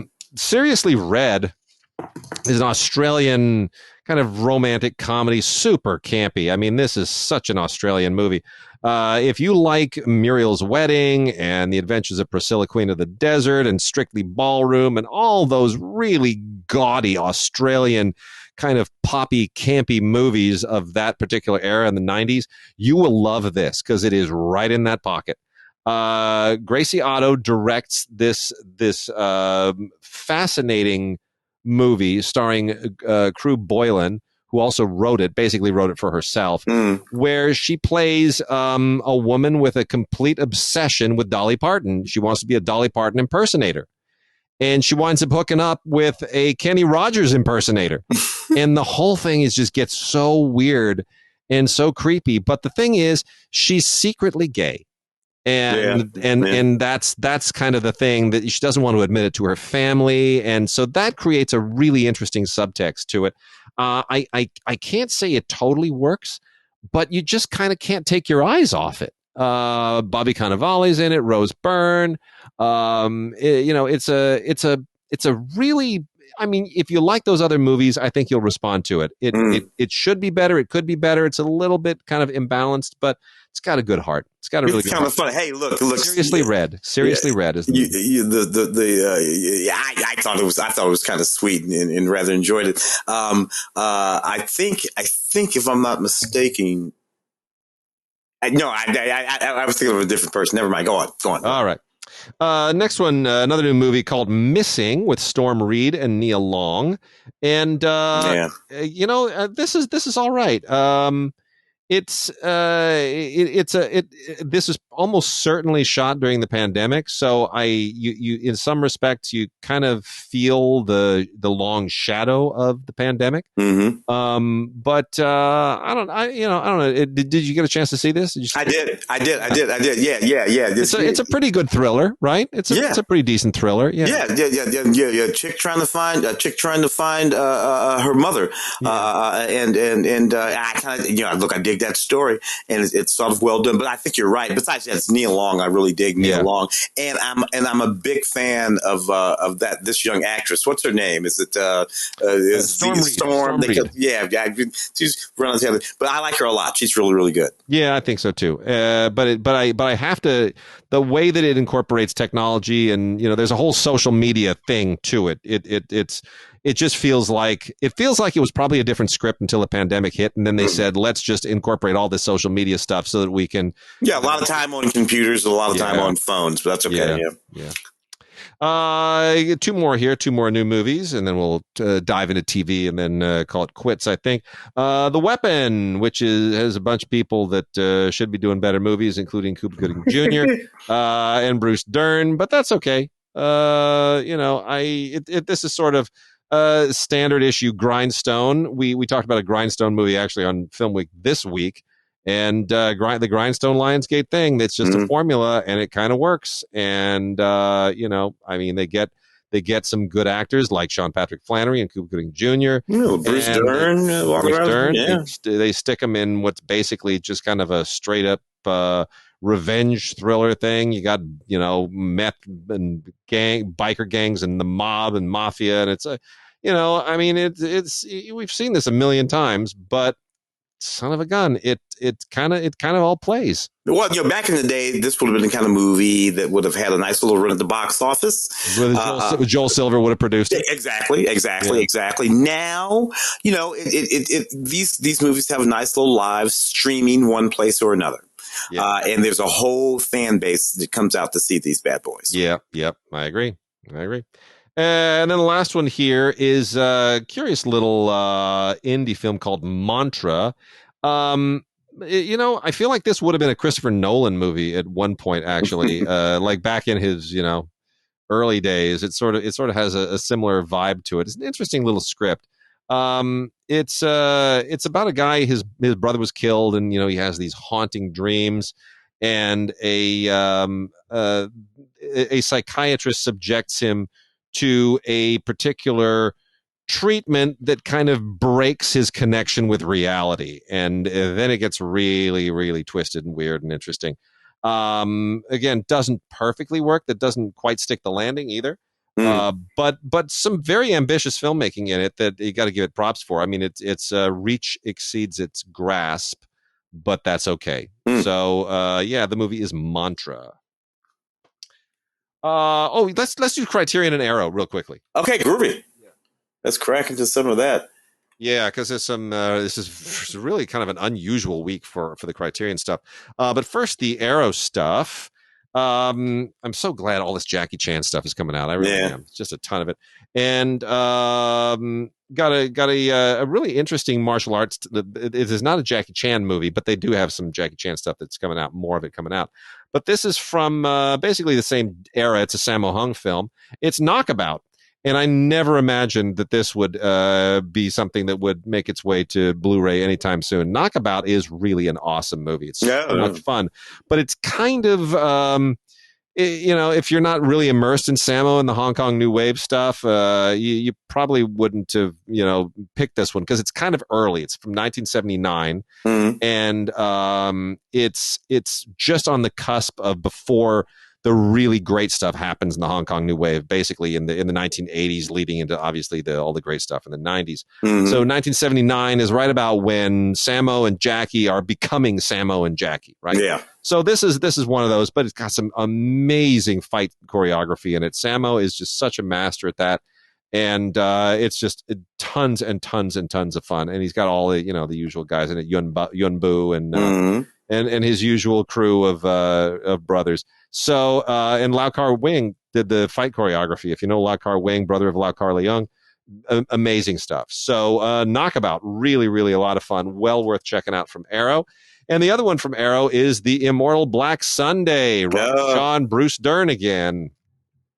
Man, Black Sunday was such a thing when we were younger, wasn't it? Oh man, are you kidding me? Yeah. I mean, John Frankenheimer, his height. Yeah, Bob Evans produced it. Ernst Lehman. Ernst Lehman wrote it. I mean, the novel was a big deal. John Alonzo, shot this thing. John Williams music. I mean, it's kind of got some amazing credentials when you look back on it and you go, wow. And then, the whole idea of this daring terrorist attack on the Orange Bowl, kind of a little prescient, don't you think? No, man, it's just really kind of another thing with the blimp and all that stuff. But Frankenheimer was a little bit ahead of his time with respect to a whole lot of that stuff. Yeah, for sure. Well, anyway, there's some great extras on here, amazing extras. They've got the a Frankenheimer kind of documentary from 2003, which has all kinds of great interviews, and it's got Frankenheimer before he passed, Kirk Douglas, Sam Jackson, Roy Scheider, Rod Steiger. I mean, it's a nice tribute to him. And then there's this terrific essay by Sergio Angelini, which talks all about this film and how it sort of fits into the socio-political context of the 70s. When we of course have the Munich killing of Israeli athletes and all the stuff that was sort of happening in the 70s, all the hijackings and Carlos the Jackal. So it really kind of puts it in its place. The Criterions this week, very interesting. So David Lynch's Inland Empire is out on a Blu-ray from Criterion, and it's all cleaned up and pretty. And the original, it wasn't that good looking of a film in the first place. It was not. They shot this thing on the dirtiest digital camera available, and they've really kicked it up. I mean, it looks like a whole new movie. It really does. Whole new movie. And it also includes a couple of 2007 films, one of which you're not supposed to know who made them, even though, because my wife used to work for Lynch, we know exactly who made them because I remember when they were being made. So it's a little bit anticlimactic to me. It's just, I see two films from 2007, Lynch 1 and Lynch 2 by Black and White. All right. I know who Black and White is. Yeah. I know very, very well. We were almost involved with the films, to be honest. But anyway, it's a little funny. I feel like I know something that's secret. Anyway, no, Inland Empire. I still don't think it's his best, but I do think now that they've cleaned up the video, my main concern is addressed. Yeah, well, Laura Dern is great. It looks more like but at the time, the cow and all that, for Criterion also released a 4K of Mildred Pierce, one of Joan Crawford's best performances from Michael Curtiz. Great noir, great femme fatale stuff. Really one of the all-time best kind of noir-y melodramas of the period from 1945, right there at the tail end of World War II. Mildred Pierce is just incomparable. My wife absolutely adores this. I don't think Crawford's ever been better. Yeah. And on 4K, man, this thing just kills it. There's a ton of extras, Q&As, and interviews, and an episode from the Today Show with James N. Cain, who of course wrote the book. I mean, it's a lot of great extras, and just this movie is so creepy. It's still so creepy, and Anne Blythe just gives me chills. Chilly Scenes of Winter by Joan Micklin Silver. I always forget this movie exists. 1979 as well, back when Sammo was making his movie. Joan Micklin Silver was making her career with this, and it was kind of a shortened career, but I mean, this is actually still this is not a bad movie. It's just, it's a great cast. John Hurt and Mary Beth Hurt, Hurt and Peter Riegert, and difficult film, but yeah. I mean, it's sort of anti-sentimental, which is interesting and a little tricky. But I mean, at the time, kind of, 79 is an interesting year. You're kind of getting the Spielberg Lucas stuff going, but you're also right around the same time in the pocket for Kramer versus Kramer, and right. So you're still dealing with some pretty heady social issues in a lot of these movies, and I think it's a good solid film. So didn't expect this to get the Criterion treatment, but I'm glad it did. Yeah. And then the last Criterion is Last Hurrah for Chivalry, which is a John Woo period film from 1979 again. Before John Woo was John Woo. This is when John Woo was just making, period films and martial arts films and kind of honing his skills before he, decides to become an auteur. But so I'm stunned that, that this film would wind up on Criterion. Somebody at Criterion must absolutely love this movie. I like it. I don't love it. And so I find it a totally strange and curious Criterion release, but might be a sort of John Woo completist sort of thing, just all Woo must be Criterion. Could be. I mean, it's a medieval, Chinese melodrama / action film. Yeah, you kill my father. A lot of swordplay. A lot of swordplay. A lot of swordplay. But it is, if you're a John Woo completist, you'll totally get into it for sure. All right, let's just hit a few TV things.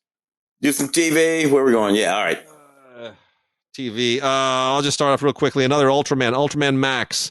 Again, I can't tell the difference. It's it's the helmet. It's the helmet and the shape of the helmet. That's funny. I don't get it, man. I really don't get it. Teenage Mutant Ninja Turtles, the complete series. Which series? I don't know. One that has 124 episodes. It's from Nickelodeon. I can't keep track of all the different Mutant Ninja Turtle series. This one ran from 2012 to 2017. So it's not the first one. It's not the most recent one. It's one that somehow slots in the middle there. And I'm sure there's somebody somewhere that absolutely loves this, but I'm not one of them.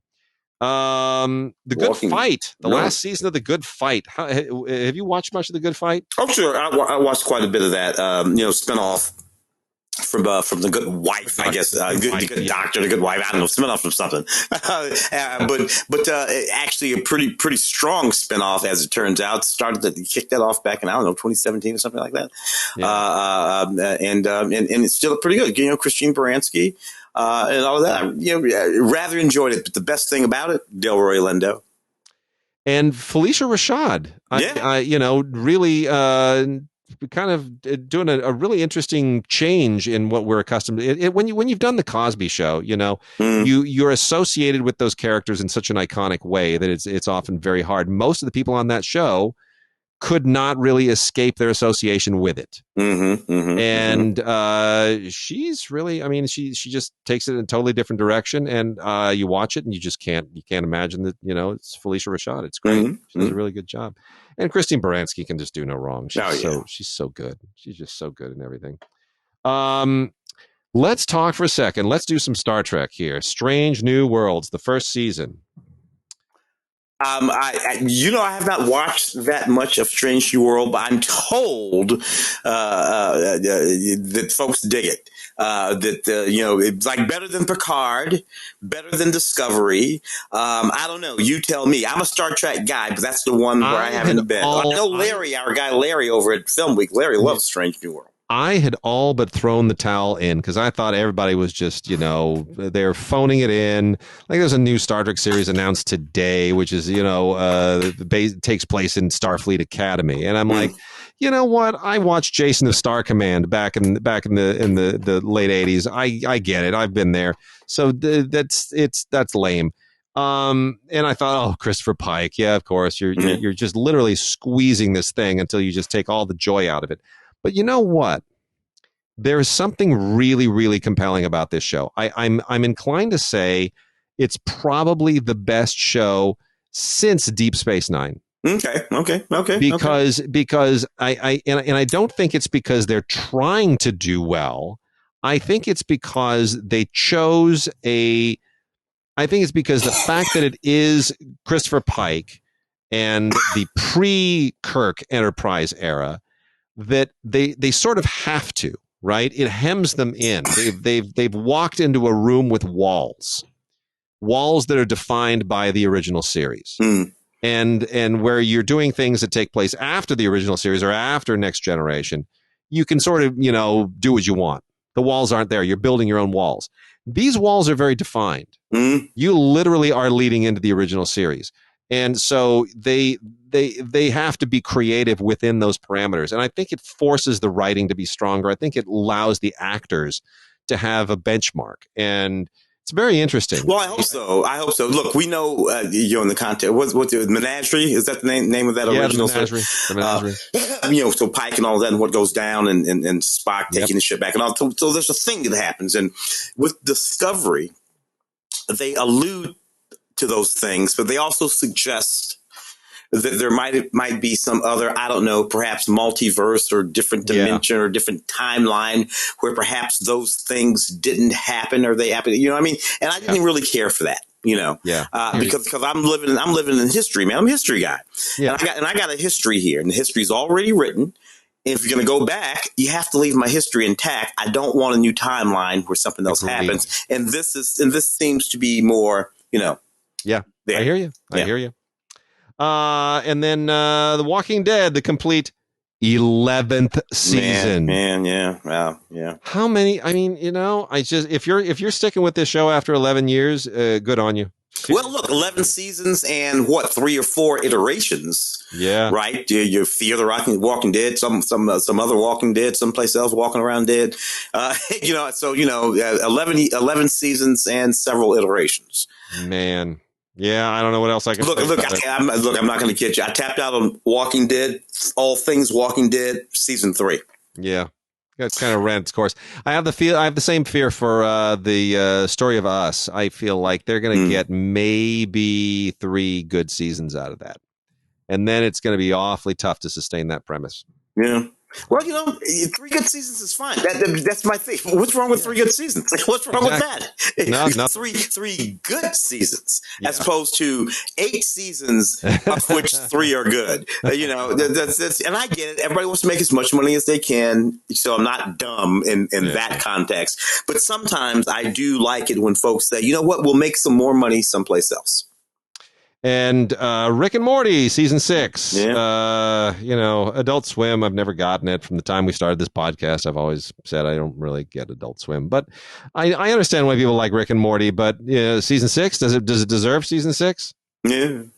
Have we earned 6 seasons of Rick and Morty? Hey, I got Rick and Morty and appreciated it. Thought it was really sharp and funny, and I got where the little dark corner and the guy and the frustrated. It took 1 season. Yeah, I was good. I was good. But there you go.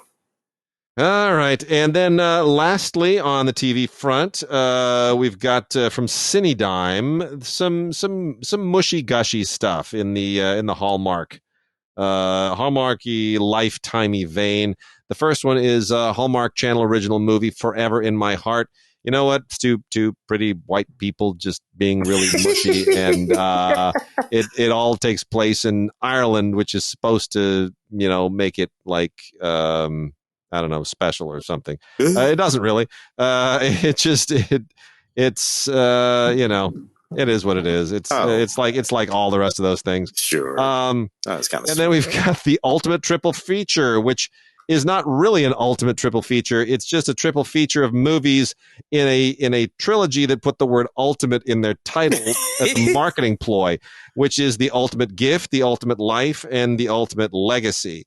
None of these are ultimate anything. They're just they're just inspiring little movies about life and family and finding that something that is just really, really special. And I get it.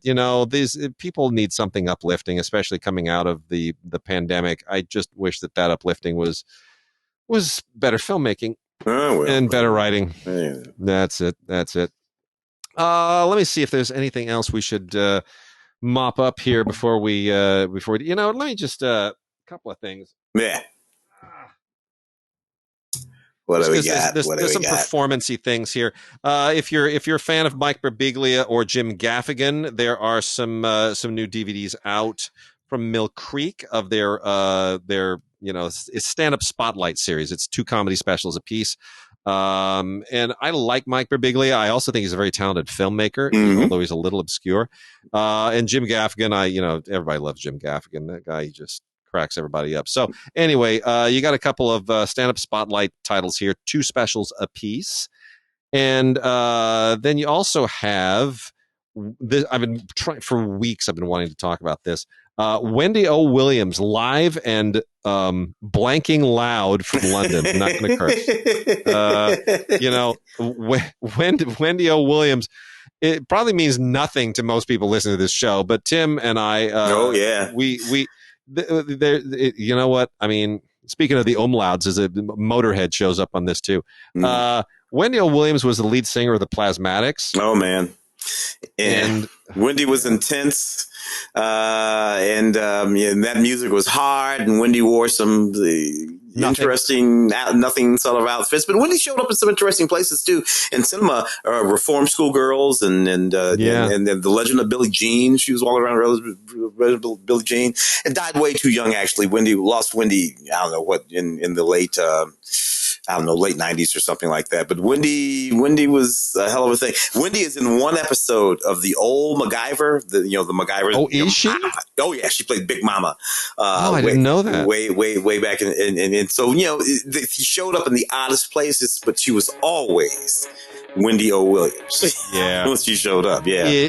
She was famous. She was famous for, at one point, I think it was, didn't she take a chainsaw and cut a car in half on stage? Yeah. Which I know people will think, like, what does that have to do with music? Nothing. Wendy did a great many things on stage that didn't have anything to do with music. Very true. So, Yeah, well, anyway, some of the songs here from this concert that was recorded at Camden Palace in London on October 1st, 1985. Some of the songs the titles of which that I can actually share on the show. Let's see, Jailbait, Ain't None of Your Business, Bump and Grind, Pedal to the Metal.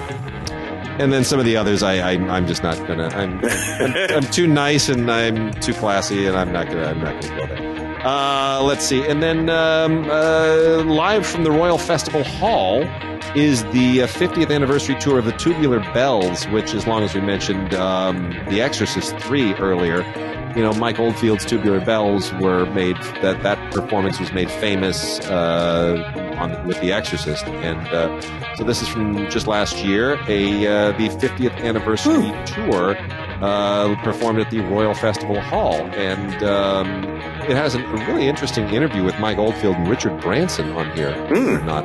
But yeah, this is a 2-disc set, and it's not everybody's kind of music. It's still very 70s and kind of new agey, but it's haunting and cool, and it's nice to kind of revisit all that. Interesting. Yeah. So that is that. All right. And with that, we are done. And we have spring break, so we're going to be gone for a couple of weeks at least, but we'll be back in about 3 weeks. You doing anything? You don't have a spring break. Actually, spring break at the university where I teach. Oh, that's right, you do. Was kind of early, so I broke for spring for that. No, nothing right now. I'm gonna go see my mom a little bit later. I know you and the ladies are getting ready to take a trip. Yep. So it should be great. Awesome. All right, everybody, have a great time. Let's hope the spring comes to all of you and that we get lots of flowers and no more rain and snow, because the country's had enough of that. All right. Man. Have a great time. See you guys next time.